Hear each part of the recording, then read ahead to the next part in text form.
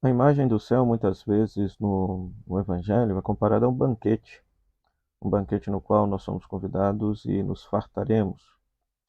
Essa imagem do lugar paradisíaco ou da comunhão com Deus é simbolizada pelo banquete, onde o qual todos comem e bebem, é uma imagem que aparece na palavra de Deus, nos ensinando que Deus deseja que a gente possa ter essa comunhão de vida e nos fartar de vida plena junto a Ele.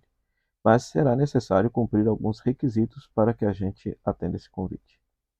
Olá, sou o Padre Frei Inácio José, pároco da Paróquia de Nossa Senhora das Mercês, Arquidiocese de Belo Horizonte, mestre em Teologia Bíblica, doutorando em Teologia Bíblica pela Faculdade Jesuíta de Filosofia e Teologia, bolsista da FAPEMIG, autor e escritor do livro A Misericórdia como Caminho de Salvação, que você pode adquirir pela editora Dialética.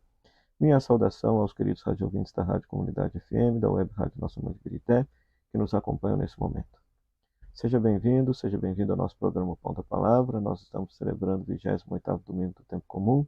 Temos como palavra de Deus Isaías, capítulo 25, versículos 6 a 10, Filipenses, capítulo 4, versículo 12 a 14, versículo 19 a 20, e depois Mateus, capítulo 22, versículo 1 a 14. Vamos meditar com alegria a santa palavra de Deus.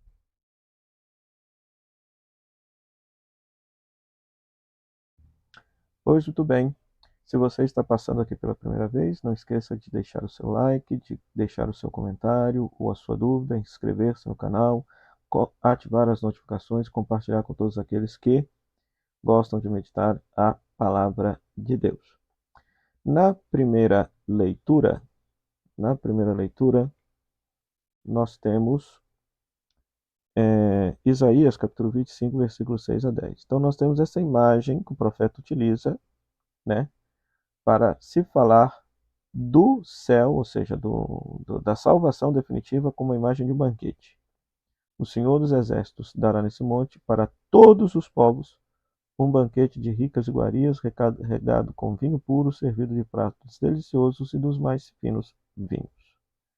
Ou seja, a imagem da salvação sob a imagem de um banquete, na qual todos são convidados.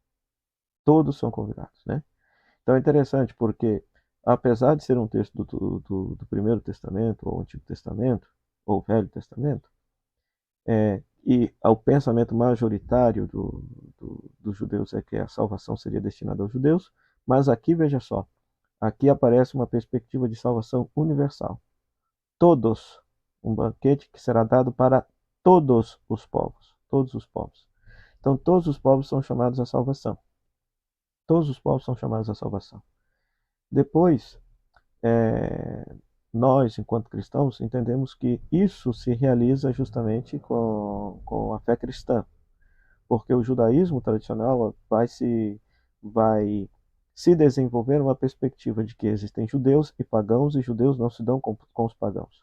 É a fé cristã que depois vai derrubar esse muro, ou seja, o entendimento de que na pessoa de Cristo esse muro que divide judeus e pagãos foi dividido e que todos poderiam, inclusive, sentar-se na mesma mesa, como uma antecipação do banquete escatológico do céu, né? O Salmo 22, né? Ou seja, o Senhor é meu pastor e nada me faltará, ou seja, está aqui lá no versículo 5, a imagem justamente do banquete. Ó. Preparais à minha frente uma mesa bem à vista do inimigo, com óleo vos ungis minha cabeça, o meu cálice transborda. Então é nessa perspectiva que o Salmo 22 é colocado, porque também se fala de banquete, que o bom pastor, o pastor, prepara um banquete para aquele que se deixa guiar por ele. O pastor de nossa vida é Jesus, e ele nos quer guiar para o céu, e no céu haveremos de ter esta vida plena e definitiva. Depois, lá no Evangelho, então, nós encontramos a mesma imagem do banquete. Agora, na parábola de Mateus, capítulo 22, versículo 14.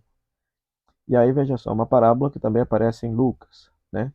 Mas aqui há um detalhezinho que vale a pena.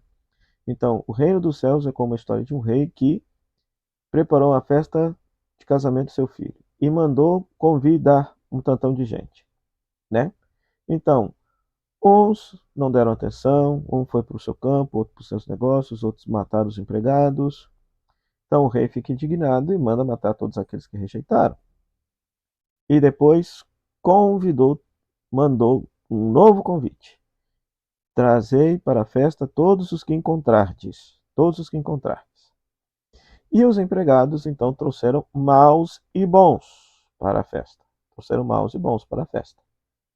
Só que quando um estava lá dentro da festa, perceberam que ele não estava com o traje de festa. Era um costume na antiguidade, né? Que, ou seja, se tinha que ter o traje apropriado para participar da festa. Quando se detectou que esse não estava com o traje apropriado, pegaram-no e jogaram fora da festa. Ora, que traje da festa é esse? Então, a imagem daquele banquete, então a imagem da salvação definitiva, a salvação escatológica, o reino de Deus, o céu, né, na nossa linguagem católica. Todos são convidados, muitos foram primeiros convidados, rejeitaram. Depois, todos os que encontraram foram chamados e foram levados à festa, bons e maus, diga-se de passagem o texto, né? Por que se quer dizer bons e maus que foram para a festa? É um sinal de gratuidade, mais uma vez um sinal de gratuidade de graça no Evangelho de Mateus. Porque o normal seria chamar só bons. A gente pensa que só bons é que vão ser chamados, só bons é que são convidados, só bons é que deveriam entrar no céu. Mas o texto diz bons e maus. Todas as pessoas, na primeira leitura, todos os povos, e aqui todos os que encontrardes, bons e maus, foram chamados para a festa. Mas só que tem um detalhe. Todos têm de estar com traje de festa. E qual que é o traje de festa? O traje de festa é a veste batismal. A integridade da veste batismal. Por quê? Porque a veste batismal significa que nós fomos revestidos da pessoa de Jesus. E apesar dentre os que foram batizados existir bons e maus, né? Bons e maus, se eles estão vestidos com traje batismal, significa que estão configurados à pessoa de Cristo ou que pelo menos estão pretendendo configurar-se à pessoa de Cristo, né? Eu gosto muito de uma frase do Papa Francisco que ele diz assim: a igreja é o lugar dos pecadores, mas não é o lugar dos corruptos. O corrupto é aquele que persevera no mal. O pecador é aquele que comete uma maldade, mas se arrepende e tenta caminhar no bem de novo. Mesmo que ele depois caia de novo no pecado, mas ele relevanta de novo e torna a trilhar o caminho do bem. Essa é a condição do pecador. Agora, a condição do corrupto é aquele que é mau e não quer mudar de vida de jeito nenhum. Então, a igreja é lugar dos pecadores, mas a igreja não é lugar dos corruptos, né? Então, aqui que está a questão. Nós devemos tentar conservar a integridade da nossa veste batismal, ou seja, essa veste branca, pura, límpida, que representa o próprio Jesus, e que não é simplesmente uma veste, significa que a partir do momento que eu sou batizado, eu me revisto da pessoa de Cristo e devo ser a pessoa de Jesus. Eu sei, é claro, que muitas situações de nossa vida nós parecemos com Jesus, mas outras tantas nós não parecemos. Mas o que vai contar no final é o esforço por manter esse traje, a integridade da nossa veste batismal e de manter a integridade de nossa vida em Cristo, né? É isso que vai contar no final, né? É, é, Se dependesse somente da nossa integridade, do nosso esforço por configurar a nossa vida a Cristo, ninguém se salva. Por isso que a salvação é gratuidade, por isso que a salvação é graça da parte de Deus. Não se esqueça disso, né? Não podemos jamais nos esquecer disso, que a salvação sempre é graça da parte de Deus. E na segunda leitura, nós vamos ter justamente Filipenses capítulo 4, versículo 12 a 14, versículo 19 a 20, onde nós vamos encontrar este ensino de Paulo, né? Paulo que está ensinando a igreja de Filipos a, a eles a se adequarem, a terem resiliência diante das situações, né? Por isso que ele vai dizer que ele sabe viver na miséria e na abundância, né? Então, a capacidade de se adaptar em todas as circunstâncias, né? E essa frase que virou até um jargão no meio cristão, né? Tudo posso naquele que me dá força. Tudo posso naquele que me dá força. Aprender aqui, somente em Cristo, somente em Deus, haveremos de ter a força necessária para enfrentar os embates, dificuldades e lutas da vida diária, do nosso cotidiano, né?